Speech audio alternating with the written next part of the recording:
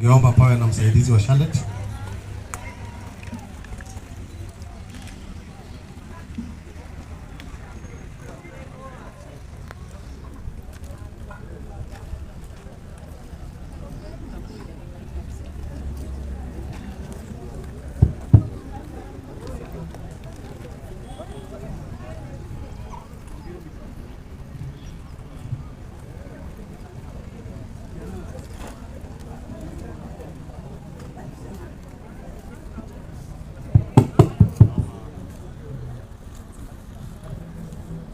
Tafadhali tutulie tafadhali tutulieni.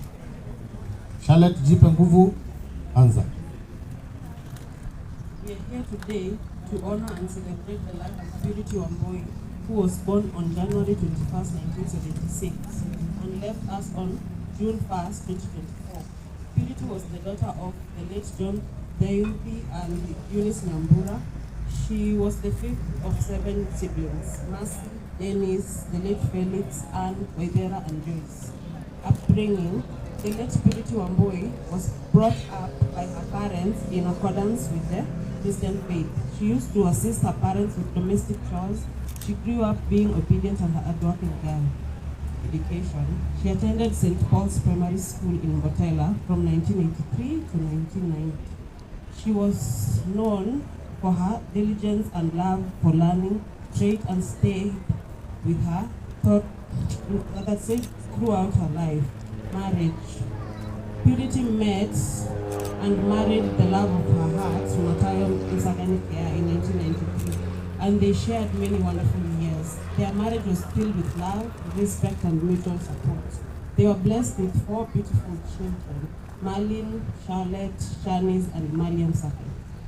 Illness: last September, Purity started feeling unwell with back pains and headaches.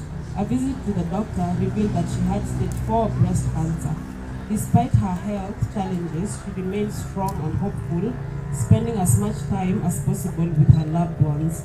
She was admitted at Kenyatta National Hospital on May 29 and sadly passed away. And she passed away on 1st June 2024. She passed on at the age of 48 and is survived by her dear husband and 4 children. God gave and God has taken. May his name be glorified. Oh yes, may his name be glorified. Pigeni makofi hiyo dada mdogo. Basi ningependa kuwapa sasa nafasi. Tunatoka eulogy tunakwenda familia kisha tunaenda marafiki. Na tukiwa katika hali hiyo, kuna mtu amepoteza funguo. Nikiangalia hii funguo ni ya nduthi. Inaelekea kuwa gari lakini kwa sasa ni ya nduthi. Na hiyo nduthi sana sana unakuta ni ya loan. Alafu unapoteza, utaenda kusema nini? Kuna funguo iko hapa imeandikwa Kaya. Kaya huwa ni nini? Imeandikwa Kaya. Atakayekuja kuchukua mumwangalie vizuri macho. Basi ningependa kumuita dada ambaye kwa sababu ambazo ametueleza hataweza kuongea. Kwa niaba ya huyo sister, ningependa nimpa nafasi Jimmy on behalf of the sister. Dakika mbili tu. Jimmy najua hako amebriefiwa lakini hatakosa maneno mawili.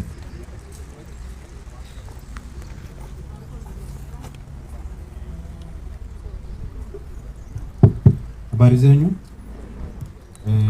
Tunashukuru kwa maisha ya Wambui na ningependa kwa mkuwe na umoja hivyo inaonyesha na alale palipema peponi.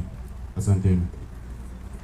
Yeah, asante sana kwa kuwa brief. That is the word. That is the message. Kwa niaba ya anayefuata huyo ni Bella. Rafiki. Bella yuko.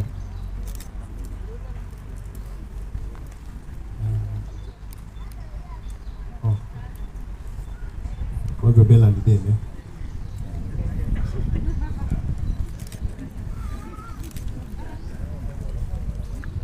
Wasalimia wote, habari yenu? It's so sad siku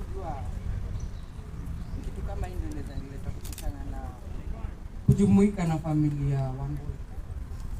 She was one good friend of mine. Siamini hata niko hapa ni yeye ndo naona hapo. Wambui used to be a friend ule tukiongea would even finish sentences for me na tujue ni nini tunaongelea. Sometimes you could even communicate tu na macho bila kuongea hata watu. But she knew what I wanted ama nini nilikuwa nasema. She was a friend mwenye kama hata ningemtumia shida yangu, she could start tearing up as if the problem was hers. Nasikia uchungu sana nikiwa hapa. Sina nguvu ya kuongea zaidi hapo, lakini nawashukuru Baba Mali wetukiza. Asanteni. Pole sana Bella. Mpigeni makofi, amejaribu mpaka hapo. Ni ngumu. Kwa niaba ya Mrs. atakuja hapa Ann Wanene. Nzuri kutaja kwamba tutakuwa na wasemaji wengi, lakini kutaja ujiandae, najua sio rahisi. Alafu jirani mmoja kutoka Fedha. Huyu ni Ann Wanene. Bwana asifiwe. Kama nilivyoitwa, naitwa Ann Wanene na aliyelala ni aunti yangu, sister ya mama yangu. And Wambui, we used to call her Wambui. Hata Purity haikuwa very common. We called her Wambui. She was so loving and so protective of anyone that she loves. I think everybody else can bear me witness. Yani alikuwa kama simba ambaye watoto wake wakijeruhiwa, the cubs, utakutana na yeye. Most of it all, she was so loving, and her laughter, nitamiss kicheko chake. She laughed so heartily. Yani angecheka kama amefurahi yake yote, kama amekasirika. She was so real. So real. Kama umembo. Kama umemfurahisha. And she'd tell me, the last time I went to see her, Hosi hakuweza kuongea na mimi, but in her house angeniambia, Gasheri, niko mgonjwa. Gasheri sisikii vizuri. Lakini najikaza Gasheri. And so we miss her. She has really fought. Fighting, she did fight. Wakati mwingine hata angeonyesha ku give up, unamwambia tu jikaze. We will miss her. Tutamiss upendo wake, tutamiss her protection. We will miss her love and her laughter. Until may your soul rest in eternal peace. Asante sana Wanene, Ann Wanene. Mpigeni makofi, kila mmoja anayejipatia nguvu hapa mnampa makofi. Haina gharama. Asante sana. Tunaelekea bado upande wa familia Wamboi's auntie. Nani? Asante sana. Bado tuko family level, tunapiga hatua tukielekea juu.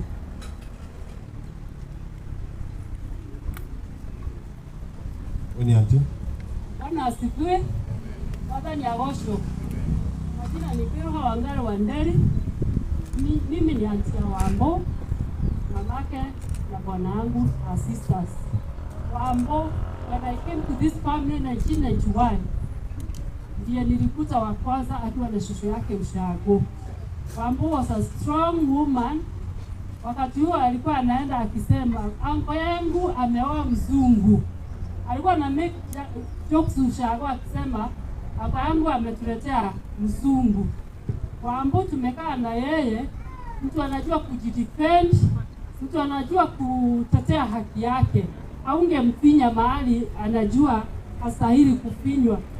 Tunasema tumekubali kwa sababu amegonjeka, amefight, lakini tumesema alale tu kwa sababu Mungu ameona amemalizie hii uchungu. Kwa sisi tumeachwa, tujiulize tutaenda aje mbinguni, tujiandae kwenda mbinguni. Tusicheze tu ya hii chini, tujue mbinguni kuna mahali tunaandaliwa na Mungu. Tujiandae kufika huko mbinguni vilivyo ilistahili. Mungu awabariki. Asante sana auntie. Kwa niaba ya Ankos Ako nani? Ulimwambia? Ako Kuria? Ako to Purity?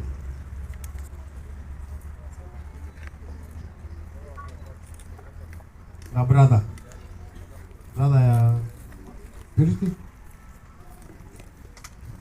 Habari zenu wote. Mimi naitwa David Kuria Mshadi. Mwaka zake ni alikuwa wapi? So mimi nitachukua line nyingine. Hii niseme utashukuru. Wakati mambo ilitendeka, tulishinda tutaanza wapi? Lakini wakati tulikuwa kwa kikao, watu wamekuja wengi. Tumeona vitimbi, tumeona vioja mahakamani, chairman ameongoza vizuri, tumeona mapastors wamekuja, tumekuwa nao kila wakati, hata majirani wamekuwa jirani wema, wakafanya hii kazi kuwe rahisi. So mimi nimechukua hiyo njia, nimechukua muda kusema asante kwa wale mmetendea. Mungu awabariki. Asante sana brother Irungo. Swalimu nyote, hamjambo. Mimi naitwa Irungo Dennis. Mimi ni shemeji ya Makoha. Mwenda zake my sister ambaye tuacha. Nashukuru wale watu ambao wameshirikiana nasi wakati huu wa majonzi, na kwa Mungu awabariki ninyi wote. Asante. Asante sana. Naona mabrother na maako hawana maneno mingi. Nimekumbuka tu kwamba Ann Wanene amesema Purity akikasirika unajua, kicheka unajua, furahi unajua, kijambo unajua. Ikanikumbusha juzi brother Makoha ameenda kuhojiwa, akasema ile kitu atamiss ni kelele. Naweza aje miss kelele za wife yako? Anyway, kuna kitu lazima umeona ndani ya mwenzako na hutakisahau. Tunaendelea na familia. Nafikiri familia tumemaliza, tunaelekea kwa jirani sasa upande wa fedha. Jirani wa fedha, nina habari kwamba kila mmoja amejulishwa. Baada ya hapo tunapiga hatua kuelekea sasa nje ya familia, marafiki, kazi na kadhalika. Anapokuja hapa jirani, ni vyema kuwajulisha kwamba Purity alikuwa anafanya kazi ndani ya nyumba. Alikuwa workmate wake ni Makoha. Kwa hiyo tukifika mahali tutaita workmate wake.